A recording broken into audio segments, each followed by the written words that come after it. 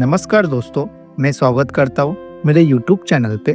चलो शुरू करते हैं। यह कहानी है एक प्राचीन समय की, जब भगवान बुद्ध अपने शिष्यों के साथ ध्यान के विषय पर चर्चा कर रहे थे।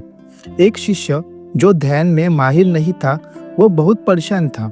वह जीवन में असफलता और शांति की तलाश में था, लेकिन उसे लगता है कि उसे कभी भी शांति नहीं मिल पाएगी।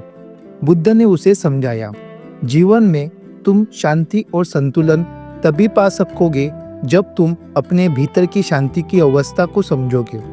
इस जीवन में बाहरी दुनिया से अधिक महत्वपूर्ण तुम्हारी आंतरिक दुनिया है। फिर बुद्ध ने उसे साधारण ध्यान की तकनीक सिखाई। एक, सांस पर ध्यान की केंद्रित करें। ध्यान का पहला कदम है कि अपनी सांस पर ध्यान लगाए। गहरी सांस ले और उस पर पूरी तरह ध्यान से केंद्रित करें। हर बार जब आप सांस ले छोड़ेंगे तो उसे महसूस करें। 2, विचारों के अनदेखा करना। जब कोई विचार आए तो उसे बिना जज किए छोड़ दें। उसे आना और जाना है और स्वीकार करें और फिर से अपने सांस पर ध्यान दें। तीसरा, मौन में शांति पाए।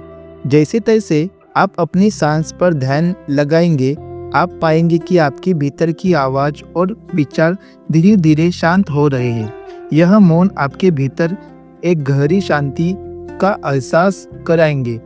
बुद्ध ने कहा, जब तुम इस ध्यान टेक्निक को सच्चे मन से अपनाओगे तो कोई बाहरी भी परिस्थिति तुम्हारे जीवन को प्रभावित नहीं कर सकती।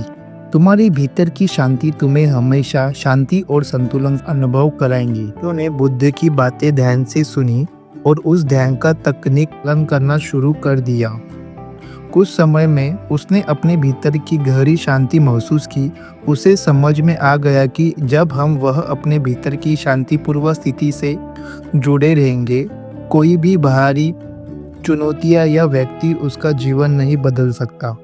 इस तरह शिष्य ने न केवल अपने जीवन में शांति प्राप्त करने में सफल हुआ, बल्कि उसने यह भी सिखाया कि बाहरी परिस्थितियों का केवल ही असर डाल सकते हैं जब हम उसे अपनी मानसिक स्थिति को नियंत्रण करने का अवसर देते हैं। सीख, ध्यान और आंतरिक शांति में बाहरी प्रभाव से मुक्त कर देती है। जब हम अपने भीतर की शांति को समझ लेते हैं तो कोई भी बाहरी स्थिति हमें प्रभावित कर नहीं सकती।